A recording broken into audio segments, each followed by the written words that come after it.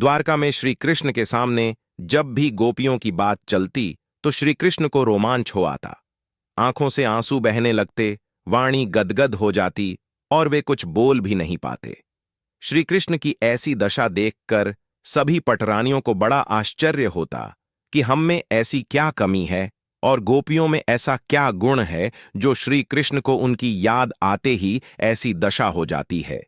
यहां पर क्या नहीं है जो वहां था। एक दिन भगवान ने पटरानियों को इसका उत्तर समझाने के लिए एक नाटक किया। वे सर्वसमर्थ हैं, कुछ भी बन सकते हैं और कुछ भी कर सकते हैं। वे तुरंत ही रोग बन गए और उनका सिर दुखने लगा। सभी रानियों ने काफी दवा दी, पर श्री कृष्ण के सिर का दर्द ठीक नहीं हुआ। वैद्य जी बुलाए गए। उन्होंने पूछा, महाराज, क्या पहले भी कभी आपके सिर में दर्द हुआ है और कोई दवा आपने प्रयोग की हो तो बताइए। भगवान ने कहा, हां, दवा तो मैं जानता हूं। यदि हमारा कोई प्रेमी अपने चरणों की धूल दे दे तो उस धूल के साथ हम दवा ले लें। रुक्मिणी जी और सत्यभामा जी ने सोचा, चरणों की धूल तो हमारे पास है ही और प्रेमी भी हम हैं ही, पर शास्त्र कहता है कि पति को चरणों की धूल देने पर पाप लगेगा और नरक में जाना पड़ेगा। अतः पाप और नरक के डर से उन्होंने चरण धूल देने से मना कर दिया। उनको देखकर अन्य 16,000 रानियों व द्वारकावासियों ने भी चरण धूलि देने से मना कर दिया। उसी समय नारद जी वहां पधारे और बोले, महाराज का सिर दुख रहा है, ये कैसी माया रची है आपने। भगवान श्री कृष्ण बोले, दुखता तो बहुत है, तुम कुछ उपाय कर दो, किसी प्रेमी की चरण धूलि ला दो।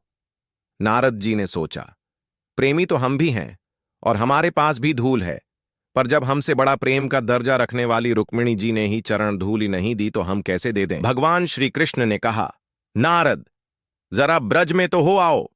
वीणा बजाते और हरि गुणगान करते हुए नारद जी ब्रज में गोप गोपियों के बीच जा पहुंचे। सब गोपियों ने नारद जी को घेर कर पूछा, कहां से पधारे हैं महाराज।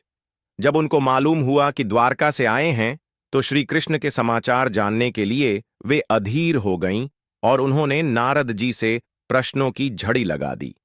गोपियों ने पूछा, हमारे प्राणनाथ कैसे हैं, वे प्रसन्न हैं ना। नारद जी ने उत्तर देने के बजाय मुंह बना लिया, जिसको देखकर गोपियों के प्राण निकलने लगे। वे बोली, महाराज, जल्दी बताइए, मामला क्या है। नारद जी बोले, श्याम सुंदर का सिर में दर्द है, दवा तो बहुत हुई पर कुछ लाभ न हुआ। गोपियों ने पूछा, कोई उपाय। नारद जी ने कहा, उपाय तो स्वयं श्री कृष्ण ने बतलाया है। किसी प्रेमी की चरण धूलि मिल जाए तो वह अच्छे हो जाएंगे। श्री कृष्ण ने कहा था कि गोपियां हमारी बड़ी प्रेमिका हैं।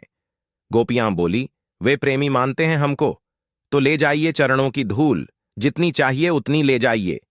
ऐसा कहकर सब गोपियों ने अपने चरण आगे बढ़ा दिए। जितनी मर्जी हो बांध लो महाराज। नारद जी ने कहा, अरे पागल हो गई हो क्या, क्या कर रही हो तुम। जानती नहीं किसको धूल दे रही हो तुम, भगवान को, नरक मिलेगा तुम्हें। गोपियां बोली, हम भगवान तो जानती नहीं, वे तो हमारे प्राणनाथ हैं, और यदि उनके सिर का दर्द अच्छा होता है तो हमें अनंत काल तक नरक में रहना पड़े तो भी हम नरक में रहेंगी, कभी शिकायत नहीं करेंगी। आप धूल ले जाइए और जल्दी जाइए, जिससे उनके सिर का दर्द अच्छा हो जाए। नारद जी ने भगवान से कहा, ले आया महाराज। भगवान ने पूछा, किसने दी। नारद जी ने कहा, गोपियों ने दी। बहुत समझाया महाराज, पर वे ऐसी पगली हैं कि मानी ही नहीं।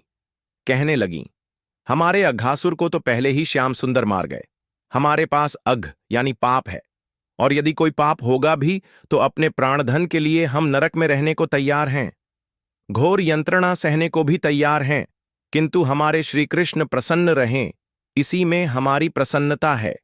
हमें आपके ज्ञान ध्यान की बातें समझ में नहीं आती। हम तो प्रेम के उस मधुर स्वाद को जानती हैं जिसकी एक चितवन से कोटि कोटि नरकों की यंत्रणाएं आनंद के सागर में बदल जाती है। आप ये चरण धूल ले जाइए और श्याम सुंदर को जल्दी अच्छा कीजिए। भगवान हंसने लगे और अधीर होकर उस पोटली को कभी अपने वक्ष स्थल पर, कभी आंखों पर, कभी सिर पर रखते हुए प्रेमावेश में निमग्न हो गए और गोपियों की चरण धूलि मस्तक पर लगा ली। सत्यभामा जी, रुक्मिणी जी और अन्य रानियां चकित रह गईं। चलते चलते नारद जी ने पटरानियों से कहा कि हम सब प्रभु को सुख पहुंचाने की कोशिश तो करते हैं, किंतु हमारा भाव गोपियों के सामने अति तुच्छ है। सचमुच गोपियों का प्रेम ही प्रेम कहलाने योग्य है। सिर का दर्द तो एक बहाना था ही, यह तो श्री कृष्ण की लीला थी।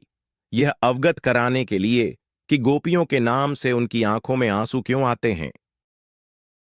अगर आपको यह कहानी पसंद आई हो तो कृपया करके लाइक कीजिए और चैनल को सब्सक्राइब कीजिए, जिससे आपको इसी प्रकार की कहानी सुनने का आनंद प्राप्त हो सके।